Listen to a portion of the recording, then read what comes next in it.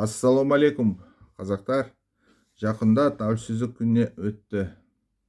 Бүкіл Қазақстан тәуелсіздік күнін қорқынышпен күтеді. Қорқынышпен біз күтеміз. Себебі Қазақстан егемендігінің жаулары бізге тағы қандай арандатушылық дайындағанын бізде оны білмейміз. Осы ереуілді тәуелсіздік күніне міндетті түрде ұйымдастырылуы керек пе не? Қалай қарайсыңдар? Тәуелсіздік күніне арналған Алматы қаласы қоршауда тұрғандай сияқты. Неліктен бұл орын алады? Мұның бәрін кім ұйымдастырады?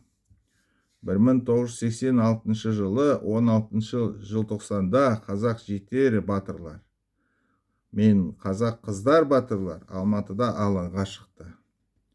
Қарапайым қазақ халқының құқықтары үшін күресу, бірақ қазақ халқының құқықтары үшін қазақ жастарының бұл бейбіт жиналысын басқыншылар аяусыз басып тастады.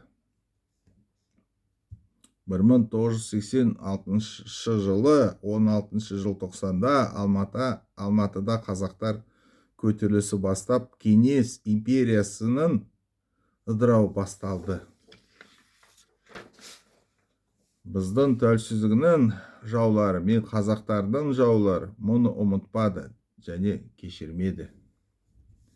Содан кейін сырттан біреу Қазақстанның тәуелсіздігі жоқ екенін айтты және Қазақстанға тәуелсіздік күнін өткізуге мүмкіндік бермейміз деп айтты.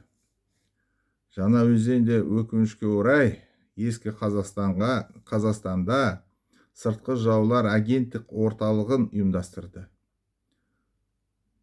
Мысалы, Жаңаөзен оқиғалары 2011 жылғы 16 желтоқсанда немесе 2022 жылғы қаңтардағы арандатушылық бәрі Жаңаөзеннен басталған болған болады.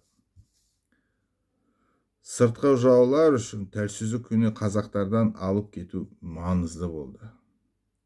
Сондықтан бұл арандату 2011 жылы 16 желтоқсанда Қазақстан тәуелсіздігінің 20 жылдық мерейтой болып ұйымдастырылды олар.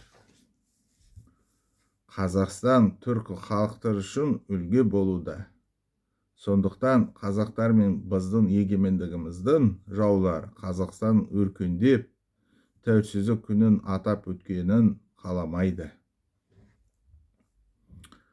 Адамдар мені жиі сұрайды, Қазақстан ішінде сатқындық басталғанын қалай білуге болады? Қалай біз білеміз деп сұрайды олар. Мұны білу өте оңай. Егер Қазақстан ішінде халық алаңға шыға бастаса және тәртіпсіздіктер басталса, онда сатқындық басталды. Өйткені ішкі және сыртқы оппозиция деп айтатын ішкі агенттік халықты көшуге шығара алмайды.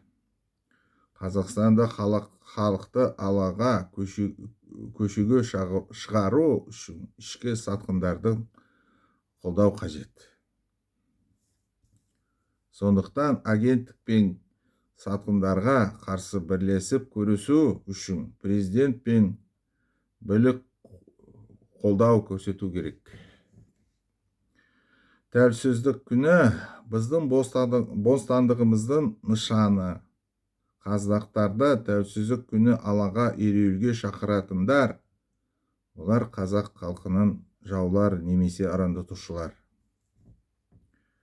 1986 жылы 16 желтоқсанда қазақ халқының бостандығы үшін күресу алаңға шыққан батыр жігіттері, батыр қыздар ұмытпауымыз керек.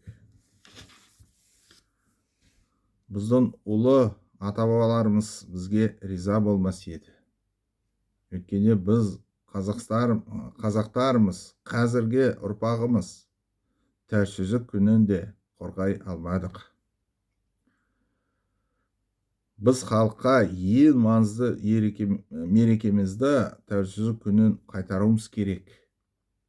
Біз жауларымызға қарамастан бір-бірімізді құттықтау арқылы тәуелсіздік күнін тойлауымыз керек.